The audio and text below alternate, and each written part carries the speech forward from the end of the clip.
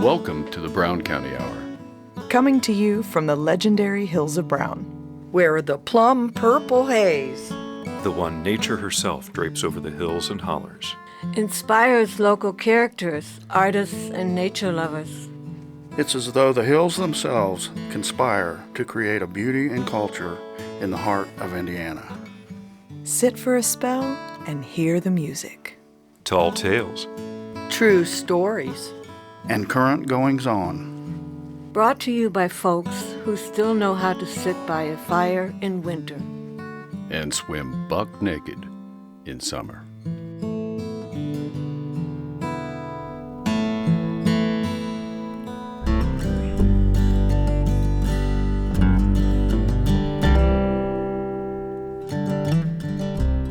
Welcome to episode 156 of the Brown County Hour. This is Dave Seastrom. And Sarah Lytle along with the rest of the crew. This month our musical guest is Gary Applegate. We'll listen to our interview with him and we'll feature his original music recorded live at the Brown County Inn in Nashville, Indiana. We also have an interview with Terry Wilmot about the South View Cemetery, a short story from Deb Bowden, and essays from Sarah Lytle, Dave Seastrom, Jim Eagleman, and Rick Fettig. Segment 1 begins with our interview with Gary Applegate, and we listen to one of his songs. Sarah Lytle begins a series of essays about time.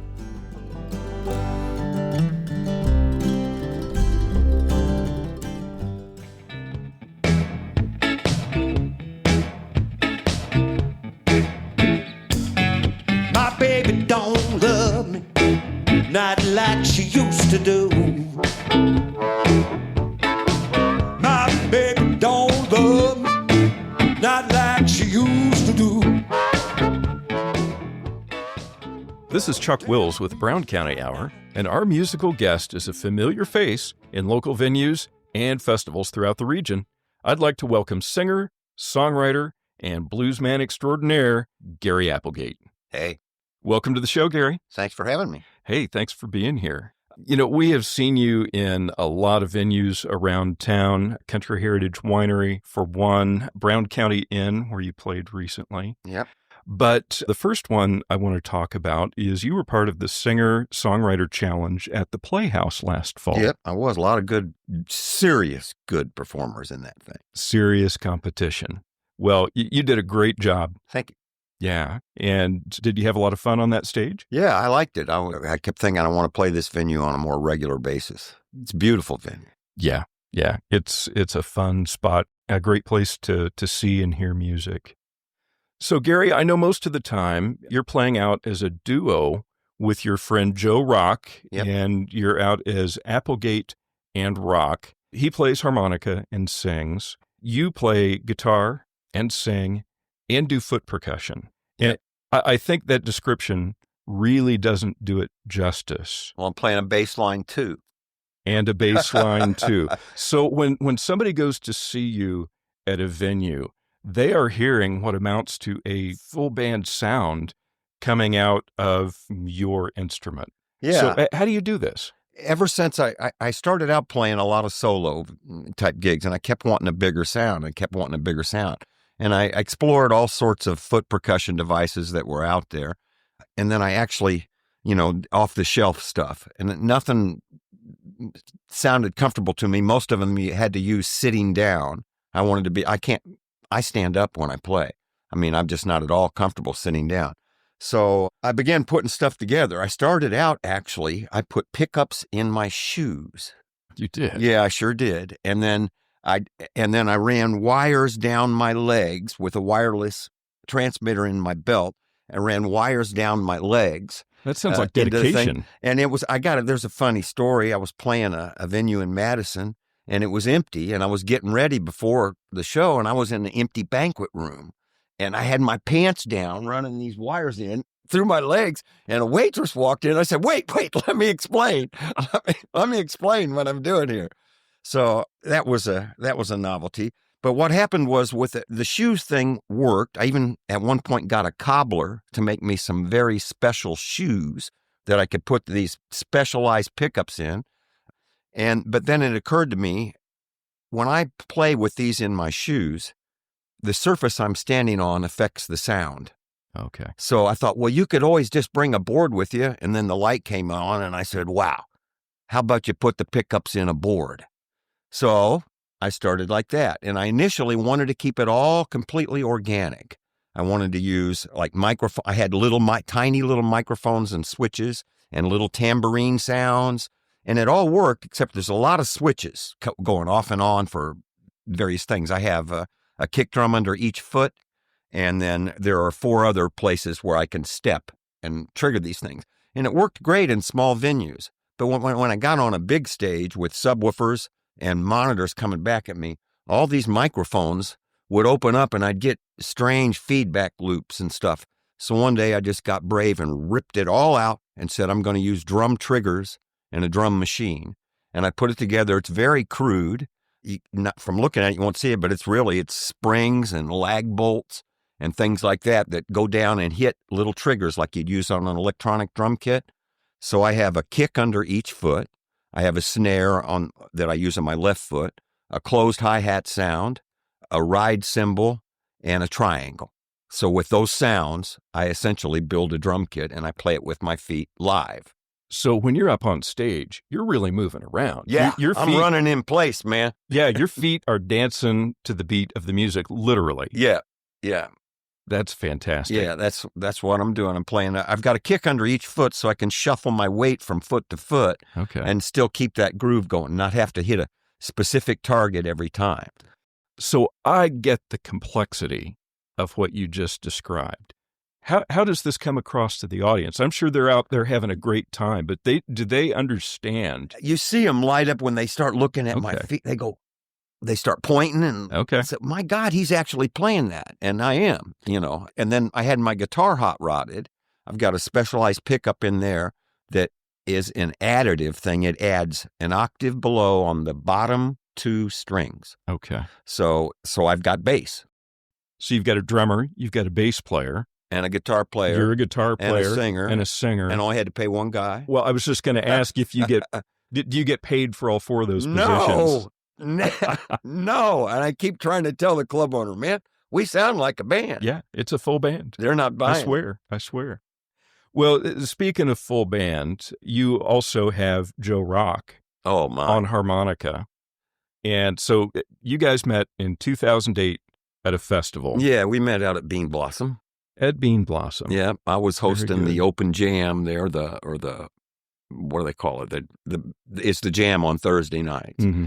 And he came up and I heard him play and said, oh my God, this guy is good. And we started playing together there, and we've been playing together ever since. I think what makes it work so well for us is our focus rhythmically. I focus on the 1. 1, 2, 3, 4, 1. I'm on that 1. Joe focuses on the 2. It's a groove, and we just get in a pocket and it just goes. And we like the same stuff. We never argue about a song. It's just been amazing. You play with bandmates and you're always, somebody's mad. Oh yeah. At somebody. But Joe and I, we just like the same stuff. Yeah, we're real lucky. We've been together, my goodness, I don't know, a long time now. Well, he got real old. So the songs that you brought for us, you recorded live at the Brown County Inn. Yep. So it's the 2 of you live at Brown County Inn. Yeah, and complete with mistakes and audience.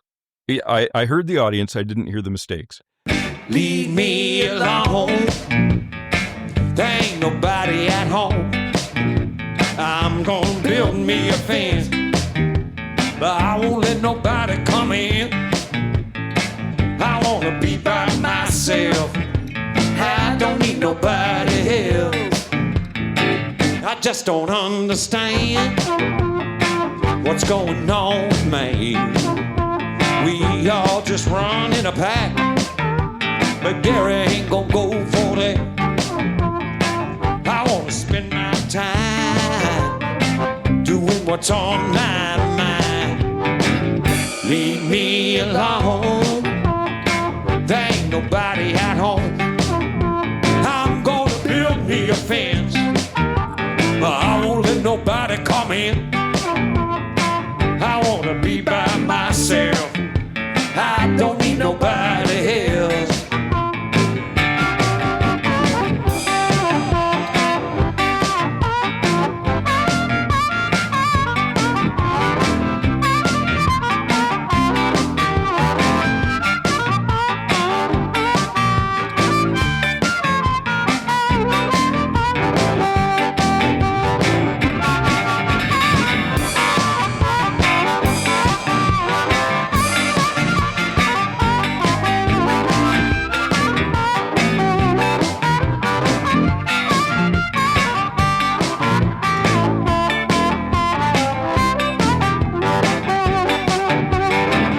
ain't got no Twitter account. They tell me I'm missing out. I don't want to check email. Facebook, you can just go to hell. I got some stuff to get done. I know how to have my own fun. Leave me alone. There ain't nobody at home. I'm gonna build me a fence, but I won't let nobody come in. I wanna be by myself. I don't need nobody else. I wanna be by myself. I don't need nobody else. There is something about a live recording where you capture the excitement of the event more so. You don't capture a perfect performance, but you capture some energy in the room. Yeah. I hope you hear that in those recordings. Gary, how long have you been doing this? Wow. I started playing music when I was about 10 years old. And when I listen to something, like I said, most of the time I play alone. I don't focus on what's the guitar part. Mm-hmm. I listen to it and say, what do I need to play to make that song happen? I don't say, I can't play that song because it's got a bass and it's got a funky keyboard part over here. I just take maybe 3 notes from the guitar part, 3 notes from the keyboard part. I'm not trying to play the guitar part. I'm trying to play the song. Yeah. And that's the way I focus on it. So lots of rhythmic things. That's what it's all about for me. The groove.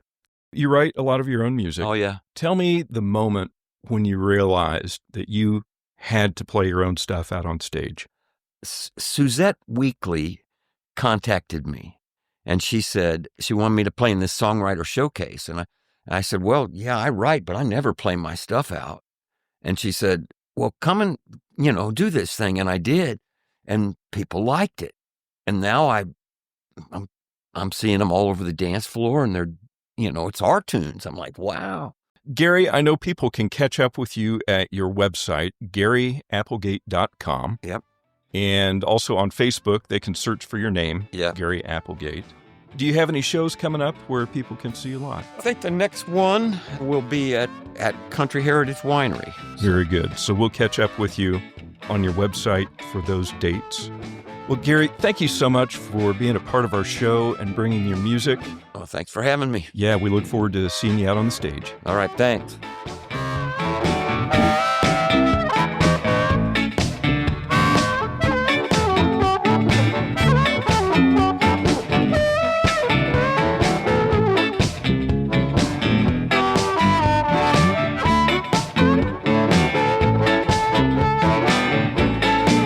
Well, she's staying way too busy. She ain't got no time. And saying a girl in weeks, I got a word man. This will be the first in a series. I haven't counted how many yet, but a series on time. This piece is called Ticka Ticka Ticka.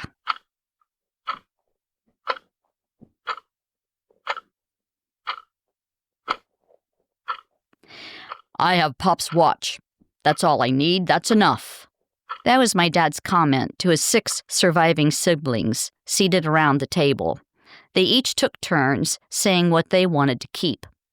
It was 1976. His mother, my grandmother Lytle, had died.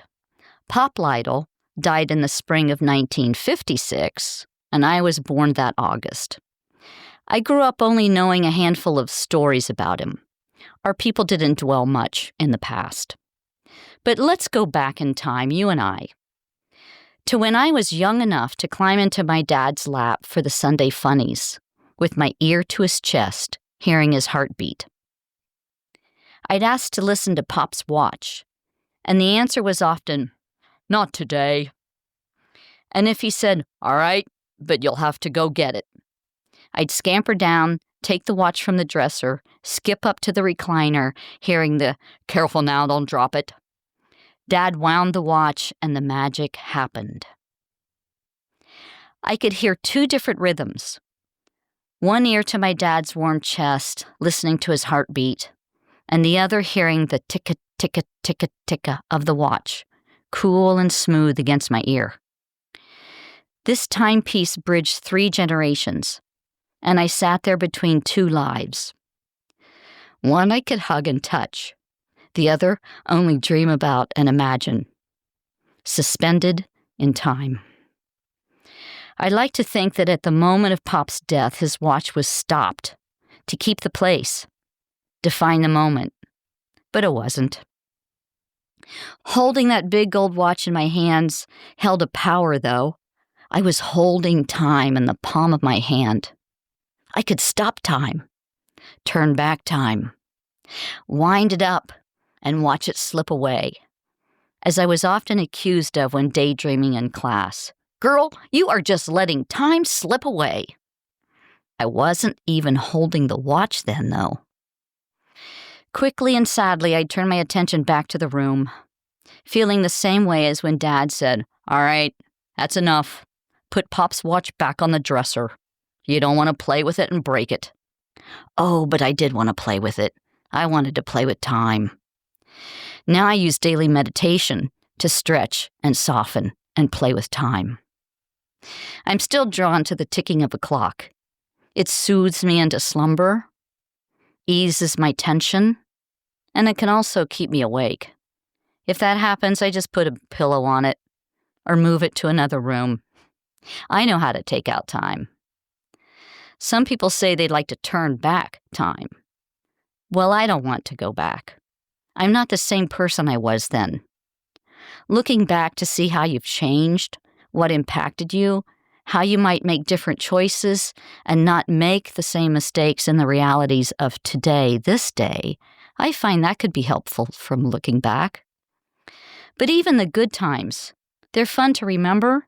I don't wish to relive them. No, my clock is ticking, and the hands are moving ever forward. I'll leave you with this piece from Matt Haig, who is the author of several books: How to Stop Time, The Midnight Library, Reasons to Stay Alive, and Notes on a Nervous Planet. Here's Matt's bit. How to Stop Time, Kiss. How to Travel in Time, read.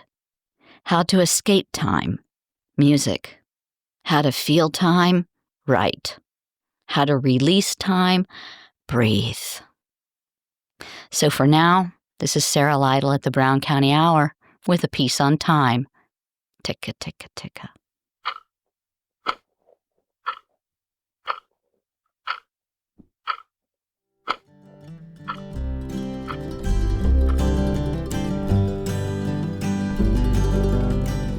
Now we pause for station identification. You are listening to the Brown County Hour on volunteer-powered community radio, WFHB, at 100.7 in Brown County, 91.3 and 98.1 in Bloomington, 106.3 at Ellettsville, and online at wfhb.org. Support for WFHB comes from Our Brown County, a magazine for locals and visitors featuring art, entertainment, and county characters since 1995. Printed 6 times a year and available online. More information at ourbrowncounty.com. We begin segment 2 with a conversation we had about Southview Cemetery. In the heart of downtown Nashville lies Southview Cemetery, the final resting place of 200 local residents, including historical figures like Civil War veterans and a pioneer section dating back to the 1850s. But there has been no public access to the cemetery since 1969. Jim Eagleman shares his essay about nature awareness, and we'll close with Gary Applegate's song, Come On In. Well, this is Pappy Hondo for the Brown County Hour, and I'm here with Terry Wilmot, a local resident involved in a lot of different things. But today, specifically, we're going to talk about something very interesting that a lot of people don't know that much about. How are you, Terry? Oh, I'm doing fine, thanks. Thanks for coming in today. You're welcome. Tell us about the organization that you're associated with that we're talking about. I belong to the Brown County Cemetery Preservation Society. Mm-hmm. We've got a handful of us people that go into cemeteries that need restoration, that need stones repaired, wood cut, brush brought back. How long have you been involved with that? About 6 years. And the organization itself, how long has it been around? It's been around probably 10 years or more. Okay. And are you asked to come into certain cemeteries, or do you just voluntarily say we want to have at this particular one, or how does that sort of work out? We have a list of cemeteries that the county takes care of that we come into. And I think we've got like 109 cemeteries. Really? That we come in and help maintain. Inside Brown County? Inside Brown County. It's a big number. Yeah. Well, you and I had an opportunity to talk some time ago, and that's why I wanted to have this interview with you. It was surprising to me, and I talked to some different people about it, and they didn't know either. There's a very specific cemetery right within the city limits of Nashville, Indiana. Yes, that's Southview Cemetery. That's kind of like on the northwest corner of town. It's right at the end of Gold Street. If you take Gould Street west to where it dead ends at Jackson Branch Road, and then look up to the hill to your right or to the north, you'll see some stones up there. And you cross a little bit of a creek and you walk up the hill and the cemetery is right there. There was some controversy about this cemetery when you and I first started talking about it. There was some question as to who it actually belonged to the county or to the city. That's right, yeah. We did find out that it is within the city limits. Right.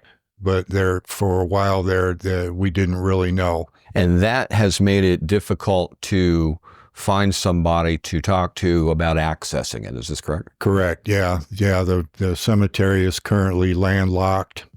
There used to be right-of-ways into it, but over the years, people have bought properties and then put in driveways and planted shrubs and stuff, and the right-of-ways are gone. And these are right at the end of, if I remember it, Gold Street, was it Potter's Lane? Printers Lane, and Mound Street. And those three streets dead end.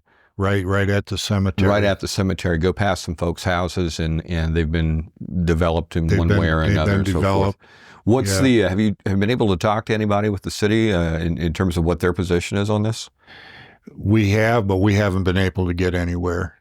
That nobody really wants to take the responsibility. And what is it that you would like to see? We would like to have a right-of-way into the cemetery where the public can come in, can drive their car and park and go up and look at all the stones, because all the stones, it's a historic cemetery. Have you been back there and seen the stones? I have. I know you've done some hiking in there or just gotten in there. There's no good way to get there. No, you actually have to cross through somebody's property or, in order to get in there. What are the condition of the stones? We've put in $18,000 in grants restoring the stones that are back there. In this particular cemetery? In this cemetery, yes. Yeah, it's quite expensive to replace, to repair a stone. It can cost up to like $350. And you've put $18,000 into this over what period of time? Over the last 8 years. And we did have a big truck in there. There was a couple of historic markers in there. Some of the founding fathers of this town that have come to Brown County are buried in there. Does a name come to mind? Browning is one. There's a Judge Browning that's buried back in there. There's a James Hester, was a judge and a state senator. He's buried back in there. There's a Judge Richard Coffey. I don't know if you've heard of Coffey Hill. Oh, yeah. Yeah. There are 2 doctors buried in there. 6 veterans are buried in there. 2 are from the Civil War. So there are 2 Civil War markers back in there. And when we found the cemetery, it was completely overrun, completely overgrown. And so we have these historic people relevant to our community, to our town. Yes. And nobody can get back there to see it. No. As a matter of fact, we looked in the archives at the History Center, and we just recently found a piece of paper in there where they had a meeting. Apparently, there used to be a group of people that took care of the cemetery back in the 60s. But as of 1969, it has been landlocked, where there is actually no public access. 1969? To the cemetery. Did something specific happen in 69 that landlocked it, or? That was just as far back as the paperwork would go. I don't know. Okay. I don't know. Do you have a preference of how you'd like to see people be able to access this particular piece? Yeah, I do. At one time or another, we've approached several of the people that own property around there, and several of them have just flat just refused to cooperate with us at all. So have the roads been vacated and they become personal property, or Yeah, they just become personal property. I mean, where those right of ways used to be. There, people have planted grass and there's sod growing there. There might be a shed right there. Right. There's a fence right at Mound Street. The access goes into these people's yard, and there's a fence there, and they're not going to let people go through, if you've got a really, really nice yard, you're not going to let somebody come sure, of course, drive their car through their property. But at the same time, we've got essentially a historic landmarks back there. Oh, definitely. Well, when I got involved about 5 years ago, they had just recently rediscovered a pioneer section of the cemetery that people had completely forgotten about. What years would that be? Some of the stones are dated in the 1850s. The mid-1800s is when the stones went in. How many total stones are back there? There are over 200 burials back in there, but I don't know how many stones are back there altogether. But there are 200 recorded burials back in there, and there's room for a lot more. Is someone managing the cemetery? Is that the place that somebody could be buried if they wanted to? If we had access, yes. Actually, the people that are running the Green Lawn Cemetery have expressed interest in doing burials over there. Apparently, Green Lawn Cemetery is starting to get filled up. That's over, on the east side of town right there. Folks wanted to know more about your organization and more about this cemetery and all the other cemeteries in the county. Where would they seek that out? How do they get a hold of you? Rhonda. Her name is Rhonda. She's at the Brown County History Center. Terry Wilmot, thank you very much for talking with us today. Sure appreciate it. Thank you. We've been speaking with Terry Wilmot, the Secretary of the Brown County Cemetery Preservation Society. And for the Brown County Hour, I'm Pappy Hondo. When I was first employed at Brown County State Park as a seasonal summer naturalist, just out of school and anxious, my first teaching assignment was to schedule public hikes and talks. Before I attended a short training session and with others, and we soon began our jobs at all Indiana state parks that summer. To say I was overwhelmed is an understatement, but like others, I slowly became familiar with what I needed to know, and I loved learning about the park's natural and cultural history. With each day, new things were revealed. I soon saw the job was more about learning and then to share what I learned. But too much like a textbook, my supervisor advised me to tone it down, this scientific discovery. It was too much. A conversational style, a combined sense of discovery with my hikers would be more effective. He was right, and I could soon relax to teach and not be a lecturer. Nature's complex and intricate. Relations exist. There's much to understand and visualize how things function. And as my library of field guides grew, each one was brought along on hikes for use along the trail, but matching a plant or a footprint or a leaf to a drawing left some doubt, and exact identification was always vague. Back at the Nature Center, we consulted our small reference library for more help. An unknown flower or shrub sent me to Deems' Flora of Indiana. It's a huge text to key out the mystery plant, a tedious process that required knowledge of flower parts, habitat and location collected, what county and sometimes what township the plant occurred in, to arrive at the correct choice.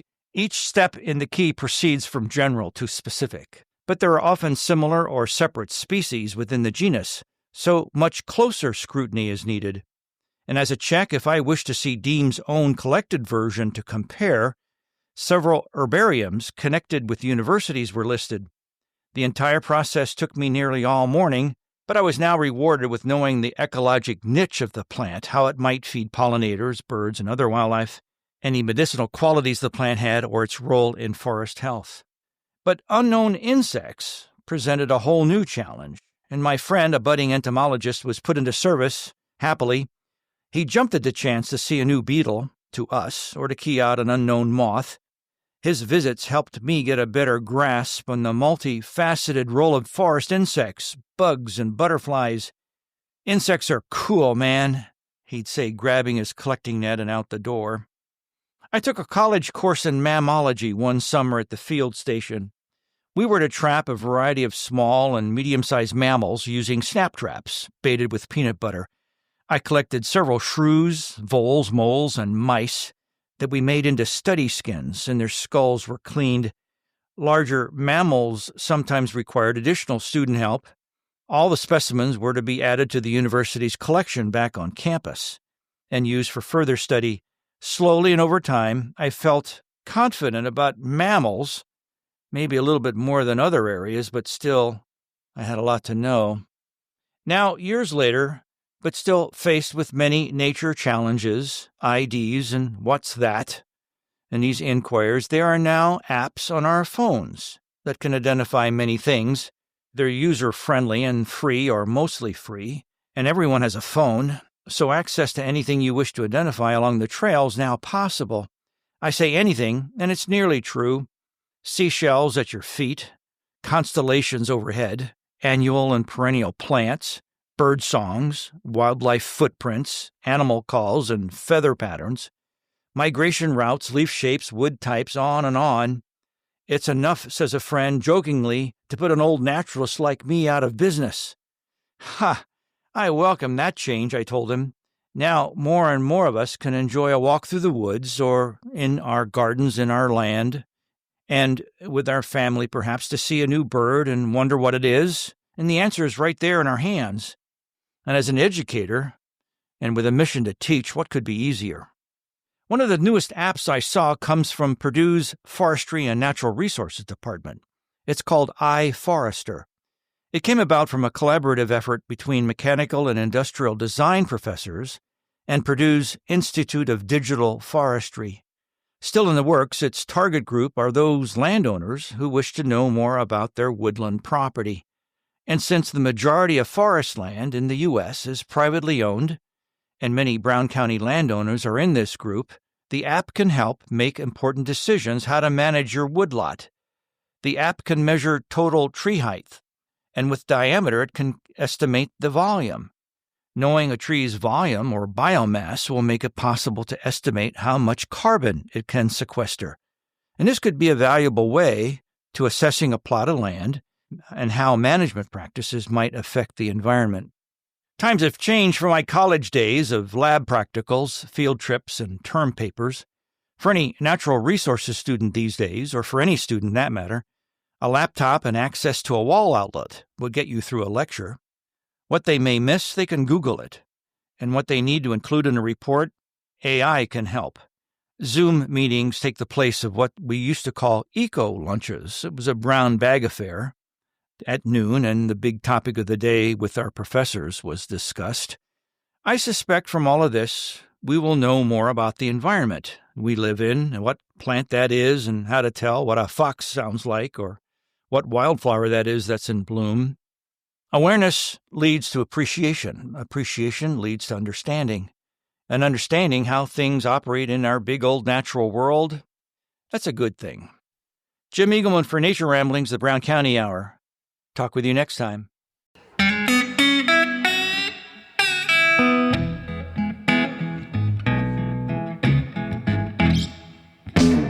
Can't get you off of my mind. And it's about to drive me crazy. Sometimes you're holding me tight, but you don't never call me baby. One day you're holding my hand, then you're gone and I don't understand. You ain't someone that I'm trying to own. I'm just a man all alone.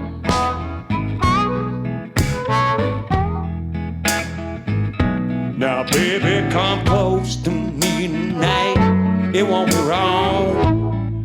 I'll treat you nice, come on in.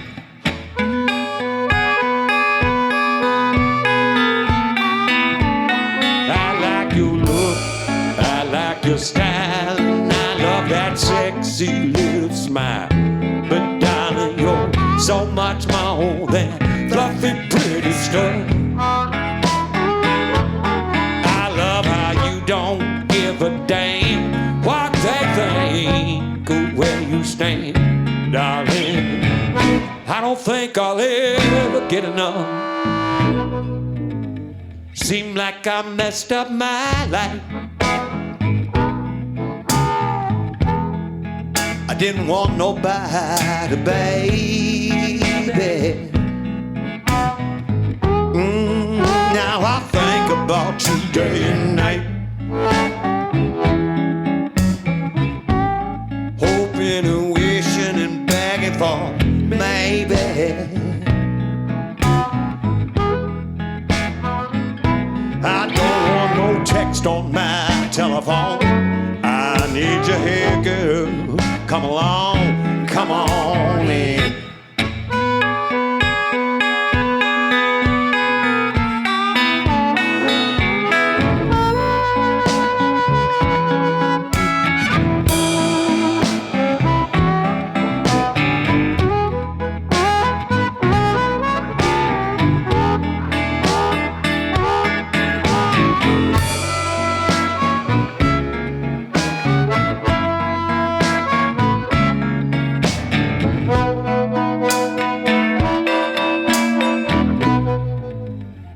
Can't get you off of my mind,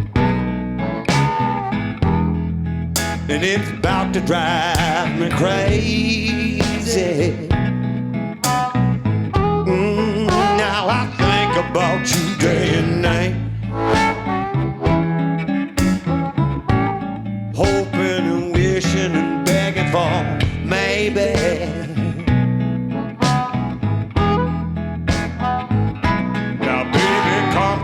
To me tonight, it won't be wrong. I'll treat you nice, come on in.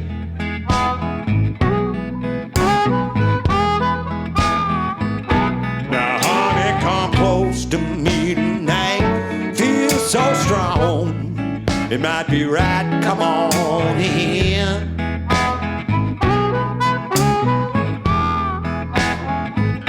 I don't want no text on my telephone.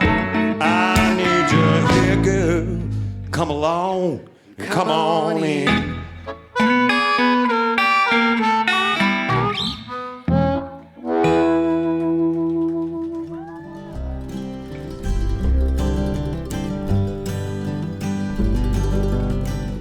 Now we pause for station identification. You are listening to the Brown County Hour on volunteer-powered community radio, WFHB, at 100.7 in Brown County, 91.3 and 98.1 in Bloomington, 106.3 at Ellettsville, and online at wfhb.org.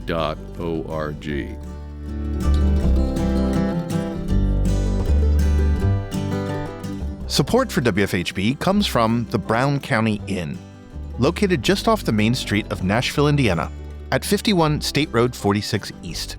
Brown County Inn is also a restaurant, bar, and gathering place for visitors and locals alike. More information at browncountyinn.com. In our final segment, Rick Feddick has a few thoughts about coming to your senses. Deb Bowden shares her story about leprechaun kisses. Dave Seastrom talks about the dogs in his life, and we'll close with a Gary Applegate song, Outta Here. The name of this piece is Oh, Come to Your Senses. We'll get to the senses in a bit, but the O, as I mentioned, yes, some of you ornery, like-minded people are thinking in the right direction. Yes, the big O, orgasm. There's a recent TV commercial where the lady is at the public laundromat, As she pulls an item out of the dryer, she buries her face into it and has a seemingly mild orgasm while others stand by and watch in awe. Well, I gotta say something. Why does everything and everybody have to smell like flowers or pine trees? We've got Christmas trees hanging from our rearview mirrors and all kinds of doohickeys to hook onto our vents and plug into our wall sockets. There's always incense. We've got sprays for our furniture and rooms, and the latest is that your entire body stinks. In another ad, the young lady holds up a spray can. She exposes her armpit, then pulls open her waistband and says, "From your pits to your..." Then she goes quiet, leaving the rhyme up to the viewer. Whatever happened to natural senses? How about fresh cut grass or new mowed hay? What about when you walk into the barn? The smell of livestock, yes, and their poop. The chickens as you gather the eggs. How about the forest, the streams, and just the country air? Do we really need to be masking these natural odors with some chemicals that we put into the air or on our bodies? Your sense of smell has a purpose. What if there's a gas leak or something foul that needs to be dealt with? And what about when we get home and dinner is on the stove, or better yet, a breakfast that gets you off to a happy day? Your mouth starts watering and preparing your tum-tum for some yum-yums. We are subjecting our senses to man-made stimuli. Our vision? My goodness, what are we subjecting our vision to? There's TV, phones, billboards, and street signs. And what about when we get into town? There is nothing but straight lines. Almost all of our buildings are a conglomeration of straight lines along with the streets and everything else. How many straight lines are found in nature? Again, all man-made stimuli. It might be my gender, but I rather enjoy natural curves. Listen to this, ha-ha. How about hearing? OMG. There's speakers for everything. Phones, TVs, radio, earbuds, loud music if you're so inclined. There's power tools, all sorts of vehicles. The list goes on. We almost have to set an appointment to schedule some quiet time to be still and just listen to nature's song. And do you have good taste? Now there's a good one. There are entire aisles in the grocery store that don't have a nutritious thing in them. Yes, they have been laced with chemicals that simulate natural flavors of foods and spices. Just a rough estimate, but there's probably 666 different flavored drinks for us to consume. Many remind us of flavors of some natural fruits and vegetables, like OJ, tomato juice, etc. But most are just simulations. Get a hold of this. What do we hold and touch every day? How many plastic things do you handle every day? There's Tupperware, your computer keypad and mouse, almost everything we drink, your medicine, and practically everything is wrapped in plastic. Many of us spend lots of time with our hands on the steering wheel. There's the remote controls. We handle cleaning supplies. There are many products to put on our skin. Our bare feet rarely touch the earth. Now, everything humans have developed is not detrimental. A cedar chest, for example, smells nice. Building the chest, one can handle fine woods. We can appreciate the beauty of the cedar chest. There's lots of beautiful pieces of art, and there's lots of good music and conversation to listen to. There's many ways to prepare some delicious food, which, in and of itself, requires all five senses. The point is, just be more aware of what we are exposing our senses to. And if you think about it, we could make that appointment to be still for a moment, to breathe in and experience all five senses in their purest state. As Ram Dass would say, be here now. A Leprechaun's Golden Kisses. My Irish father and I sat by a fire in the wee hours before midnight on March 17th. A loud crack of thunder had waked us up. I was 10 that night. He told me the tale of the leprechaun's golden kisses.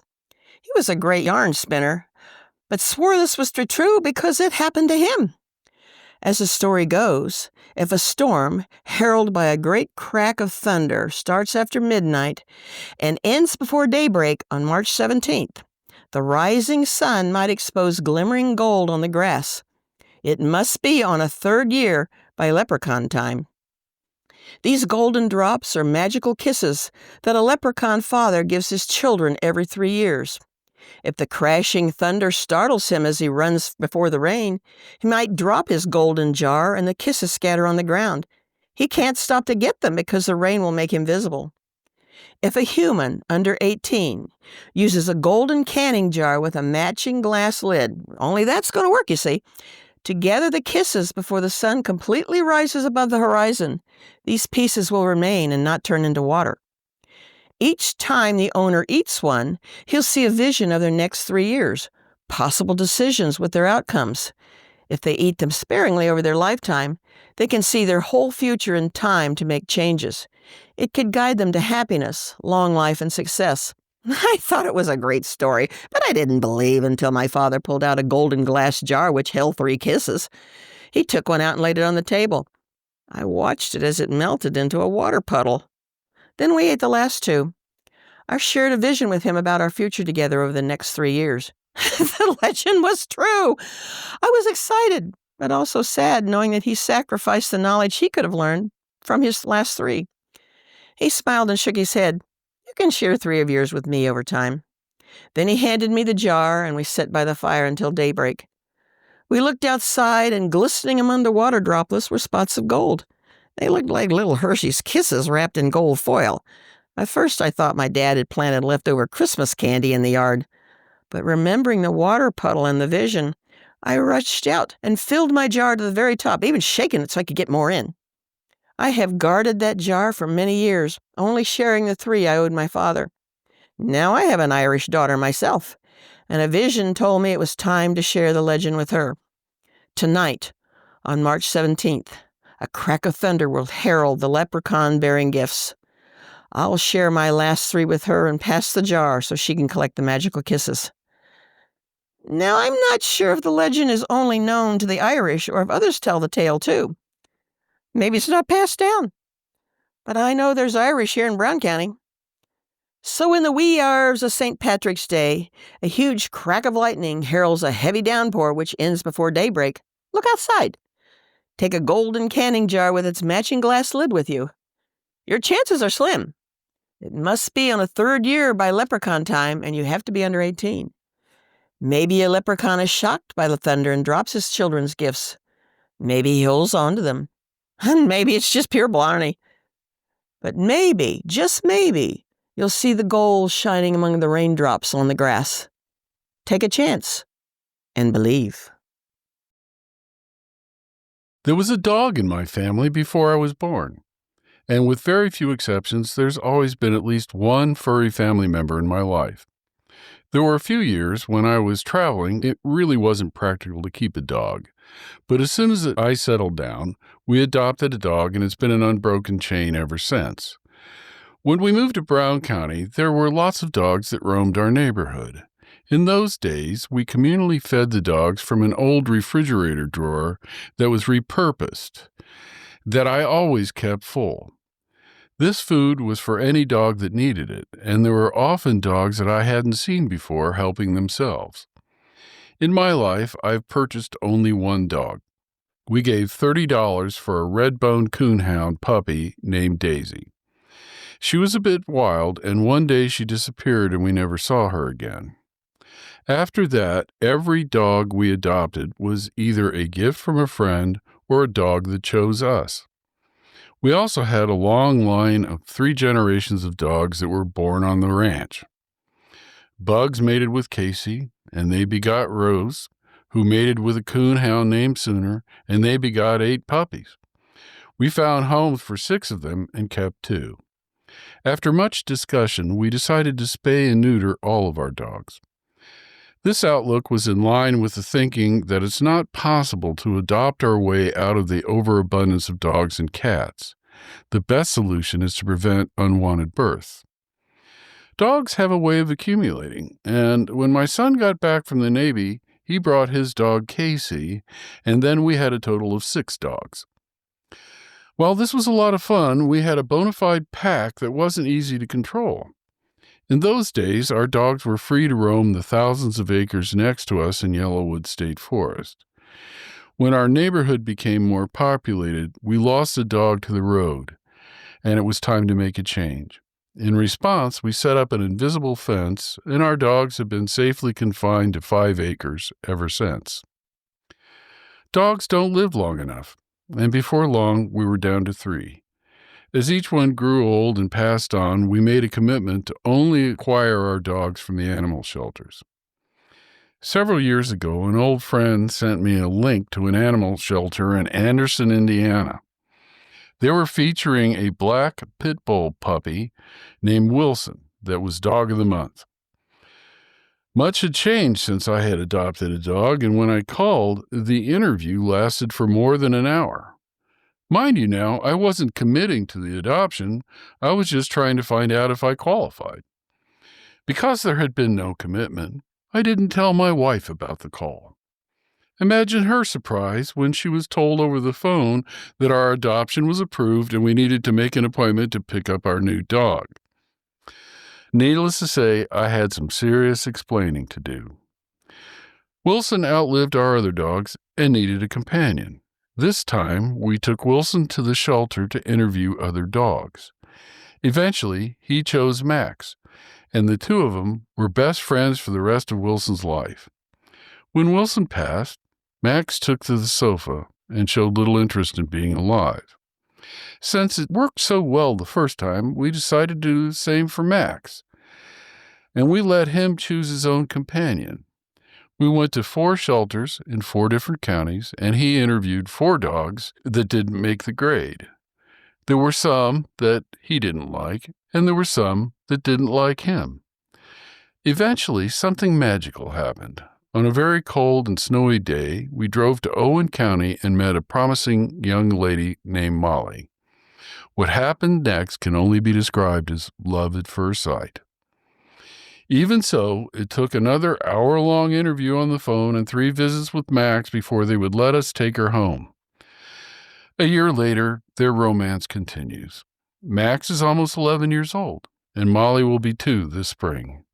When Max's time is up, we will follow the same plan for Molly and let her choose a companion. In the 70s, the animal shelter was completely underfunded and overwhelmed.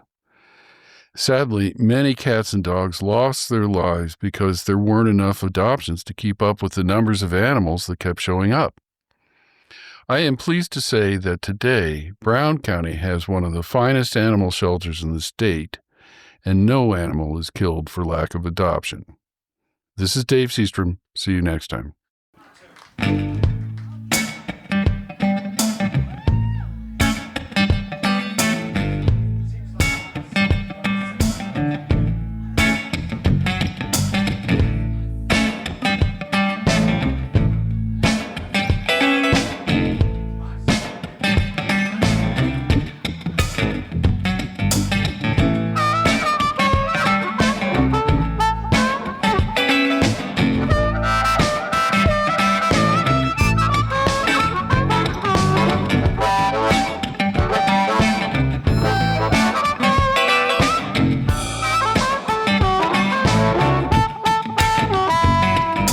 What you gonna do now the time ran out? Think you gonna miss my kiss? Are we even knows how to hang around? I can't go on like this. Baby, there ain't nothing here. Nothing, baby. I'm out of here.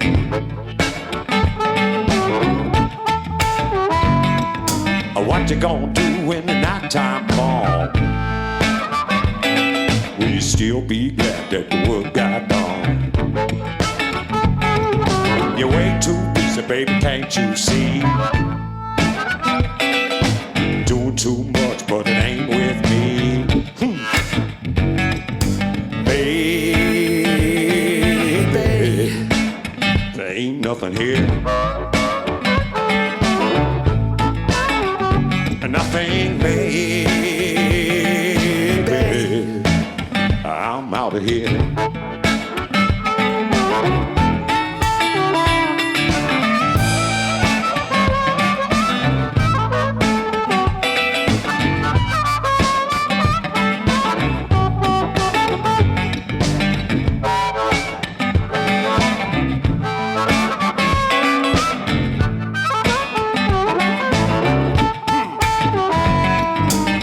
Think I'm gonna build a life with you? If you don't come close and I can't get through, it don't seem quite right to me. I can't get close and I can't get free. Baby, there ain't nothing here. Nothing, baby. I'm out of here. I can't take it no more, baby. Had just about enough of this.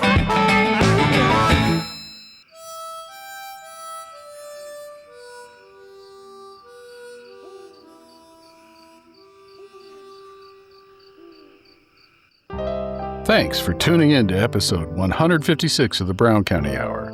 This show was recorded in our studio at the History Center here in downtown Nashville and brought to you the first Sunday of every month at 9 a.m.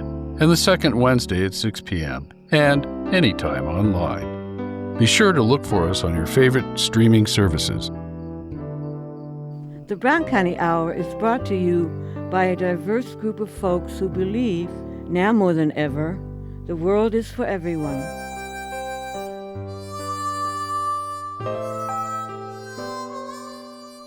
This show was produced by Chuck Wills, Pam Rader, Rick Fettig, Vera Grubbs, Lucy Schultz, Sarah Lytle, Chad Carruthers, and Dave Seastrom.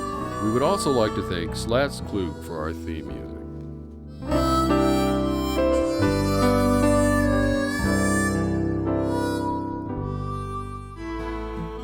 You have been listening to the Brown County Hour. coming to you from deep in the woods of Brown County, Indiana. Celebrating the arts, culture, and nature that make this such a unique community. Visit us online at browncountyhour.com.